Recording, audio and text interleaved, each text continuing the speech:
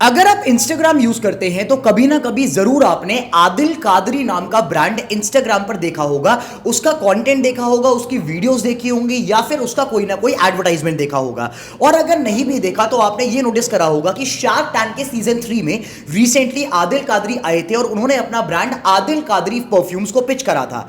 The thing is this brand Adil Qadri and this guy Adil Qadri is building something very fascinating और इन्होंने अपना startup scale करके एक D2C स्टार्टअप जो कि परफ्यूम्स की कैटेगरी में है, जो कि इत्र की कैटेगरी में है, उसको स्केल करके इस टाइम पर ले आए हैं on an ARR of around 80 to 90 crore, जो कि वो इस साल क्लोज करने वाले हैं। The thing is mister Adil Qadri is building up something very fascinating और इसमें काफी सारे ऐसे बिजनेस लेसन हैं इनकी बिजनेस केस स्टडी में, जो कि एज स्टूडेंट्स ऑफ बिजनेस हम सीख सकते हैं और अपने बिजनेस में इंप्लीमेंट कर सकते हैं।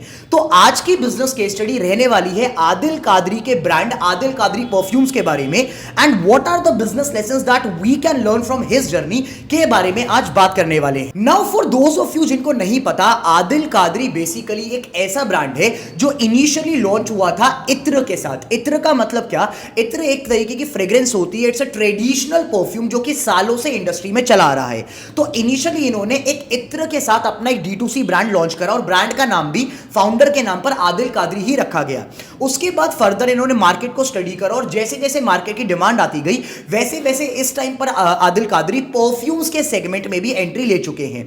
Now the interesting part is कि ये ब्रांड कंप्लीटली बूटस्ट्रैप्ड है, इन्होंने एक भी पैसा बाहर से रेज नहीं करा। और अगर आप इनके यूनिट इकोनॉमिक्स की बात करेंगे तो आप में से काफी लोग बोलेंगे कि सर हमने तो देखा था कि शार्क टैंक में इन्होंने डेट ले रखा है, कर्जे में डूबे हुए हैं, लॉसेस हो रहे हैं, बट एक्चुअली ऐसा नहीं है।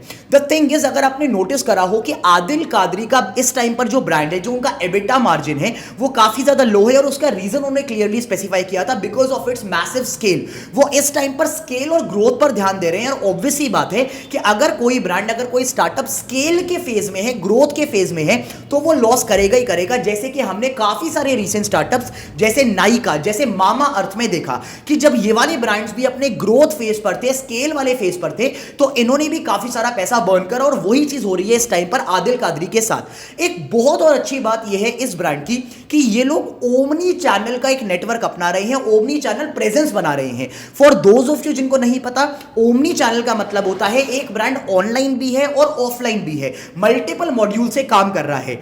आदिल कादरी का जो ब्रांड है वो ऑनलाइन तो सेल करता ही करता है, प्लस ऑफलाइन भी इनके काफी सारे आउटलेट्स हैं जिसके थ्रू ये अपने प्रोडक्ट्स कंज्यूमर्स तक बेचते हैं। द थिंग इज ये तो सारी के सारी बेसिक्स बातें हैं आदिल कादरी इस ब्रांड के बारे में कि इन्होंने क्या क्या प्रोडक्ट्स बनाए, इनकी क्या क्या जर्नी थी, वो सब हम लोगों ने शार्क टैंक में देखा कि ये ब्रांड इस टाइम पर स्केल के फेज में है, इन्होंने डेट उठा रखा है, काफी सारे लॉसेस कर रहा है वगैरह वगैरह। बट द थिंग इज कि ऐसे क्या बिजनेस लेसन है जो as entrepreneurs, as students of business हम सीख सकते हैं आदिल कादरी की जर्नी से। अब इसके बारे में बात करते हैं। एक ऐसी इनसाइट जो मुझे आदिल कादरी के बारे में बहुत ज्यादा अच्छी लगी, इस पूरे ब्रांड के बारे में बहुत ज्यादा अच्छी लगी और ये चीज मैंने काफी सारी और पुरानी वीडियोस में बोली भी है कि ये जो प्रोडक्ट ला रही है, जो प्रॉब्लम ये ब्रांड सॉल्व कर रहा है, वो एक बहुत ही अच्छा प्रोडक्ट, एक बहुत ही अच्छी प्रॉब्लम है। अब सुनो उसको ध्यान से।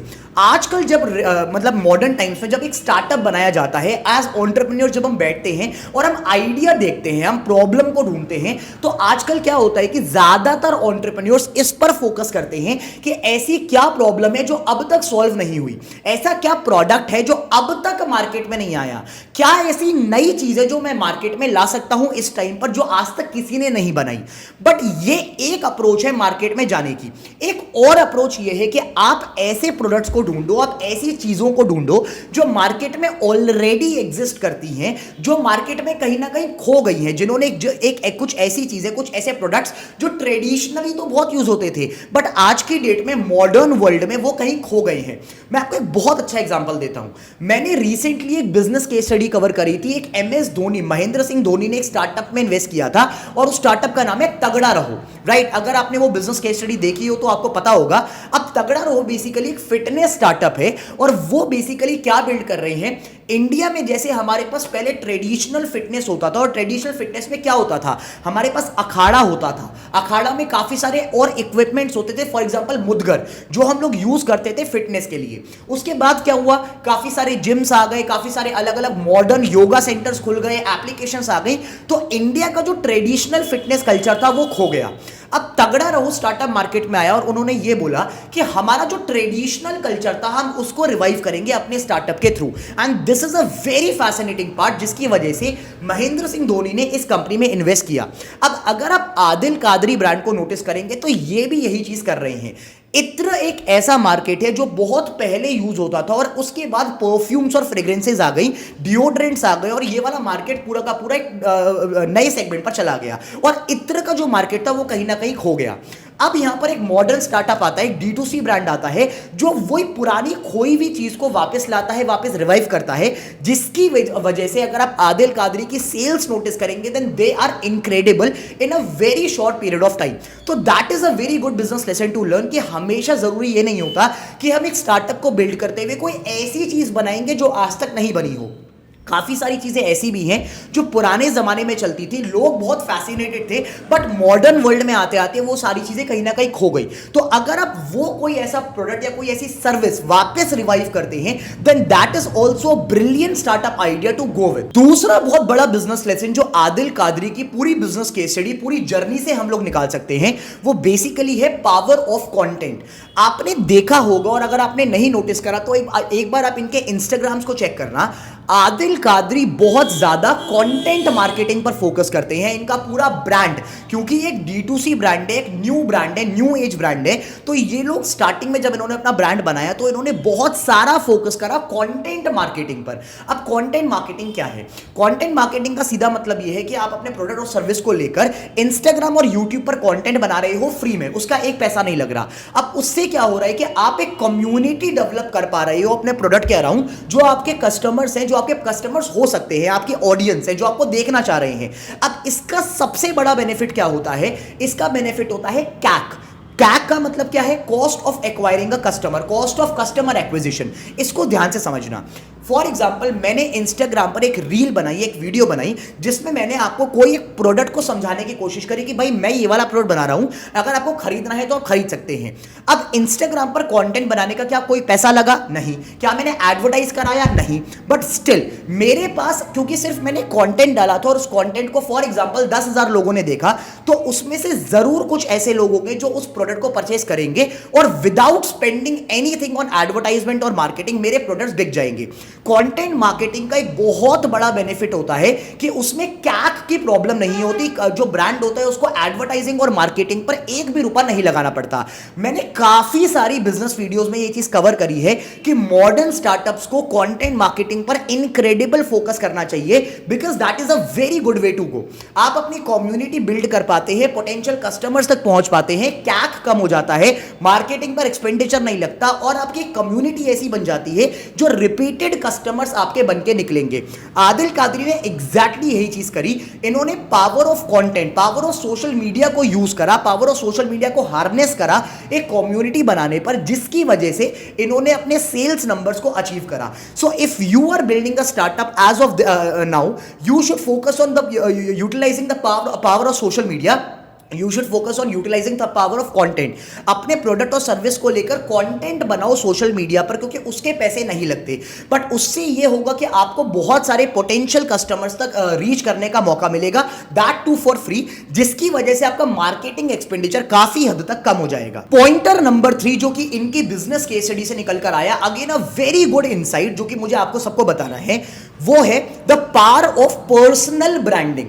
आपने शायद से ये चीज सुनी होगी आदिल कादरी की, अगर नहीं भी सुनी, अगर आपने वो एपिसोड नहीं देखा तो लेट मी टेल यू, आपने नोटिस करा होगा आदिल कादरी जब भी कभी इंस्टाग्राम पर अपनी वीडियोस बनाते हैं या कभी भी एड्स चलाते हैं तो वो एज अ फाउंडर खुद अपने को प्रमोट करते हैं, अपने ब्रांड को प्रमोट करते हैं, अपने प्रोडक्ट्स को प्रमोट करते हैं। अब उससे क्या होता है? उससे बहुत बड़ी बात यह होती है कि जो एक फाउंडर अपने ब्रांड के बारे में बता सकता है, दुनिया में कोई और इंसान वो विजन कैरी नहीं करता, उस तरीके से अपने प्रोडक्ट्स के बारे में नहीं बता सकता, जिसकी वजह से ब्रांड में, एडवर्टाइजिंग में ऑथेंटिसिटी आती है।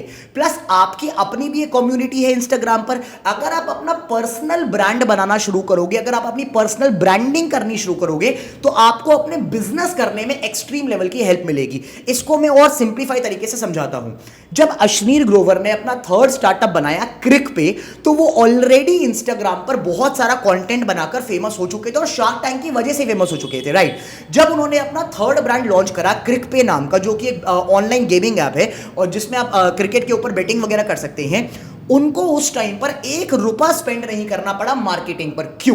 क्योंकि उनकी पर्सनल ब्रांड इतना बड़ा था कि जब उन्होंने अपने इंस्टाग्राम पर अनाउंस किया कि भाई मेरा ब्रांड लॉन्च हो चुका है, मेरा ऐप लॉन्च हो चुका है, तो लाखों कस्टमर्स जो कि उनको फॉलो करते थे, उन्होंने उस ब्रांड को देखा और उन्होंने उस ब्रांड को चेक करा, उनके प्रोडक्ट्स और सर्विसेज को यूज करा। This is the power of personal branding. Same चीज आदिल कादरी भी कर रहे हैं कि वो अपने ब्रांड का फेस खुद हैं, वो अपने ब्रांड को खुद प्रमोट करते हैं थ्रू कंटेंट, और उनका क्योंकि पर्सनल ब्रांड इतना स्ट्रांग है, तो उसकी वजह से उनके बिजनेस को भी इनक्रेडिबल अमाउंट की हेल्प मिलती है। And the same insight can be applied by you guys as well in your own business.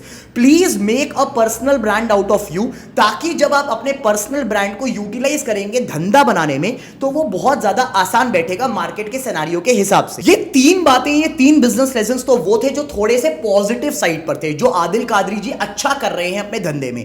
अब 1-2 बातें जो मुझे पर्सनल लेवल पर लगी कि जो कि ब्रांड के साथ सही नहीं हो रहा, let me share you those insights as well, ताकि आपको अपने ब्रांड में हेल्प मिले, आपको अपने स्टार्टअप में हेल्प मिले। Number 1 is basically raising debt in the initial phases and exactly what the sharks pointed out as well. देखो, डेट लेना बुरा नहीं है, और डेट लेना तब बुरा नहीं है जब आपके पास उस बिजनेस मॉडल में आप काम कर रहे हैं, एक ऐसे बिजनेस मॉडल में काम कर रहे हैं जहां पर डेट की यूटिलाइजेशन और डेट का पे बैक, डेट का रिटर्न सही तरीके से हो पाता है। Let me explain this to you with a very simple example. जितने भी मार्केट में इस टाइम पर लोन एप्स हैं, फिनटेक एप्स हैं, वो ज्यादातर डेट फाइनेंस्ड है। अब उनकी इकोनॉमिक्स समझो। मैं एक कंपनी हूं, मैं एक स्टार्टअप हूं, मैं एक फिनटेक स्टार्टअप हूं, मेरा काम है लोन देना। अब मैं कैसे ऑपरेट करता हूं? मैं पीछे बड़ी बड़ी कंपनी से, बड़ी बड़ी एनबीएफसी से 10 लाख रुपए उठाता हूं, 1 करोड़ रुपए उठाता हूं, 10 करोड़ रुपए उठाता हूं, फॉर एग्जांपल 12% ब्याज पर। और मैं जब वही लोन आपको देता हूं, तो मैं वो लोन देता हूं आपको 18% के ब्याज पर।